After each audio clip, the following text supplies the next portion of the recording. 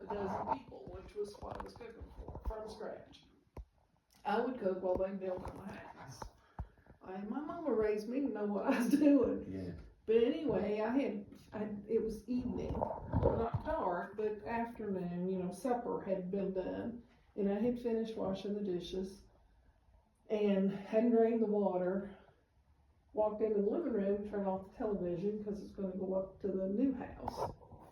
Well, we had a back door that had screened, one of those metal screen doors. It had a very distinctive sound when it slammed. I heard that back door open and slam, and heard some footsteps come into the kitchen. It was so real that I even called out to see who had come down, and nobody answered. So when I walked to the door of the kitchen, there was nobody there. There's a little hallway that ran down to what was our little 8x8 bedroom. 4 kids was raised in that. But anyway, I looked down the hall, and I felt that there was someone in that room. And he scared me to death. I went out the front door. I didn't even cross the kitchen. I went out the front door. Okay. And would not come back until everybody come back. But from the time we moved into the new house, something would visit me in my bedroom at night. So you're probably sensitive, maybe? I think I am, because it started then. It's not been as frequent since I've been older, but up from 12 to 30. Even in the broad daylight, I guess the clearest thing that I ever saw. Just have a seat. Oh, sure. Yeah, I'm loving the story. It's a nice story.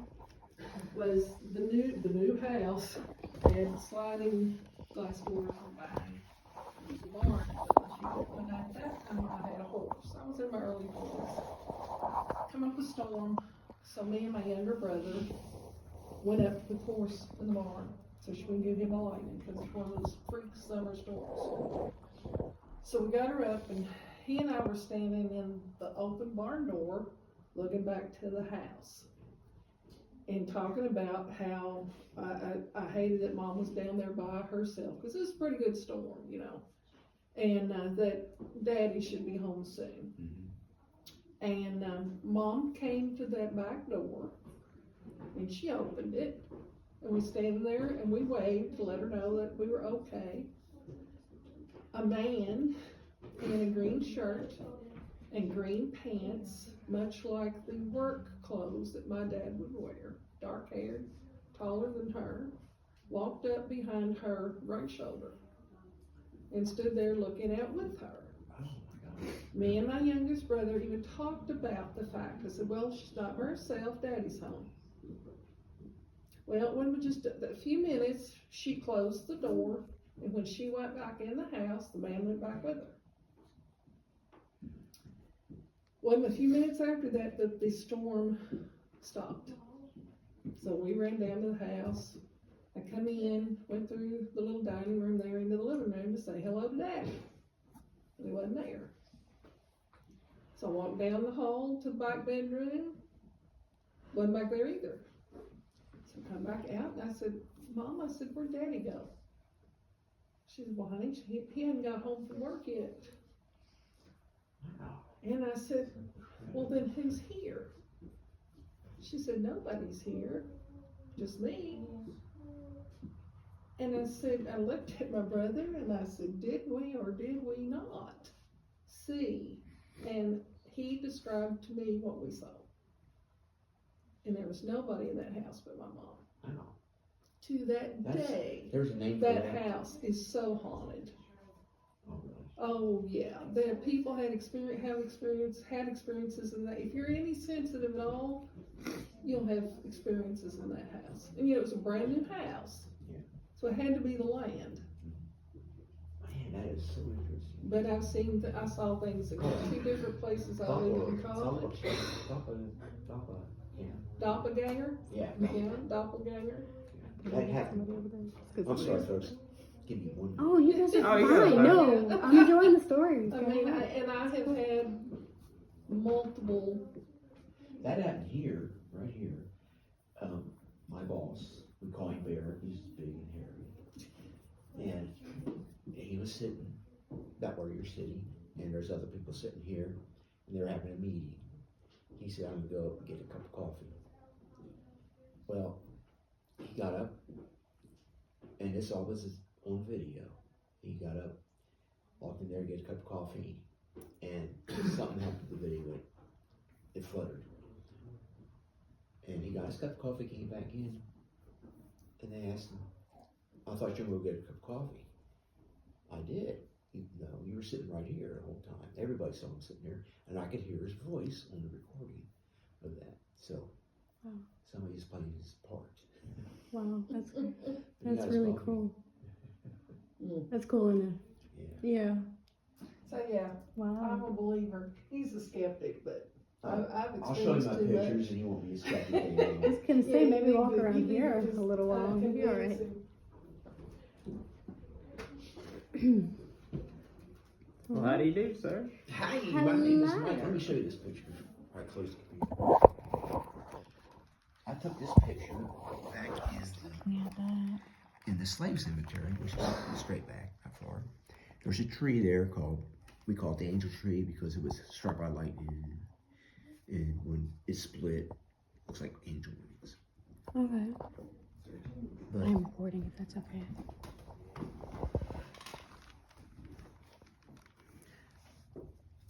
I had to blow this up, but I saw this. I could tell that there's a woman, and there's her Mhm, head. I see She has it. blonde hair. She's holding a baby. There's somebody over here. But what really caught my interest was this long line of people. It keeps on going. And I was told there's hundreds of ghosts here, so voila, Wow. I have photographic evidence. Well, there you go. Interesting. Is that? Do you see that? Let's Do you see. see it? Can you see it? That's so cool. So this house, let me tell you about the house real quick, otherwise we'll be here. Oh, please. Well, I'd be glad to stay here tomorrow. Me too. Okay, if I unholster the gun over here and just kind of look at it? Yes, I would love to see it one night, but my wife wouldn't like it. We have a date to go to Barnes & Noble when I get home. Oh. Have you ever been on a ghost tour? I've never been on a ghost tour. I have done some paranormal investigating. Oh, have you? Yes. I didn't bring any of my things, obviously, because, I was just coming to experience and feel it out a little bit. But, yeah. Interesting. I have a ghost box, but I think I left it out on the cemetery wall. Back there. Oh, nice. But That'd be awesome. I had a good conversation yesterday with spirits, yes. Awesome. I just stalk them. I don't try to ask them questions. Or I don't want to do that because it sounds like, makes it sound like they're circus monkeys learning, tricks. Agree, yeah. So I just talked to them. I was talking about the war and how dangerous it is now. And I was talking about China and Russia. And somebody on the ghost box said, "War." Oh, wow. Wow, that's crazy. And I was out there sitting on the deck and I was looking at birds flying around. And somebody said on the ghost box, "Bird." And I said hi to my wife. My wife says, she never comes here, but she says, "Tell Harriet and Lizzie I said hi." They hide her back. So that was really interesting. I really enjoyed it yesterday. I didn't hear anything in the house, and I haven't heard anything but once today. So What'd you hear? just a noise. We're a bunch of people sitting around, and it sounded like it came from in there. Mm-hmm. And that's a pretty haunted place in that little. Like in the doorway or in the hallway here? Yeah, in there where she is. Okay. The foyer. Is there a reason behind that? Like, I have it's no just a lot of. There may be, but I energy. don't know about it. I haven't been told. It's just really neat. It's a concentrated area, and when you go downstairs in the basement, I'm sorry, it's the first floor. This is the 3-story house. Okay. It looks like a basement. That's why it's called a basement. Makes sense. Go all the way back towards this back door. Okay. I mean, front door here. You'll come up to a plexiglass cut out in the wall. And that used to be a hiding place where Mr. Caldwell put people underneath the front steps. So front steps are partially hollow and built that way to hide family members in case of danger. Oh, wow. But if you stand back from that, not too far back, but take pictures in there and look at it closely. Try not to get in the way, but you may see reflections behind you. Oh, that'd be So something. take a bunch, everybody take a bunch. Wanna do that? Take pictures of yourselves in there. You might have somebody with you. I like Okay. just recording Cool. the experience so I can like remember it. And Okay, so let me Feeling get this done real quick. no, take your time. Not too quick. Okay. Now, that gentleman right there, his name is Andrew Jackson Caldwell. He laid the plans out for this house in 1847. What's up, buddy? You want to see some of my pictures? Come back down and see some of my pictures before you leave, okay? Mr. Caldwell. 1847 is when the house was started and wasn't completed. Officially until 1859, but I've read that it still was being built when the Civil War started. And one account said the slaves were building bricks when Fort Sumter was attacked. So, anyway, he had 1,500 acres here. It was a plantation. He had slaves. I don't know how many he had in the beginning, but when the Civil War ended, he had 25 slave families. And the slave cemetery has about 20 slaves. 20 Like documented. their names are documented. Some of them are, yes. And there's actually a little information sign out there, and has some of the names, but they don't get markers. They get a piece of limestone sticking out of the ground. So you'll see the limestone sticking out of the ground, and some wildflowers and stuff. That's sad. You said. How you feeling, Larry? Just looking around. So what year was this place built? 1847 is when it started. Okay. Completed officially 1859, Gotcha. but it was completed probably about 1862. So Mr. Caldwell was a Mason. Are you a Mason by any chance? No, sir. Okay. If you know anything about Masons, they're very secretive. They don't tell you anything. They're also very particular about things. When you see Mason symbol, it's the G for geometry, and has the compass and a square. Yes. So they're very particular about things, and they have built this house in a certain way.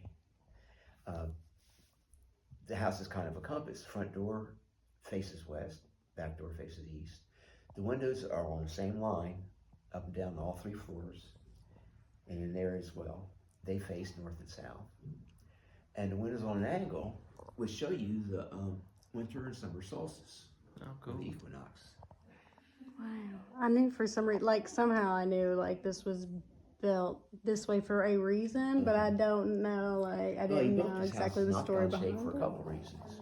One of those reasons is his granddaughter said that he was afraid of storms. So the house was built in not gun shape.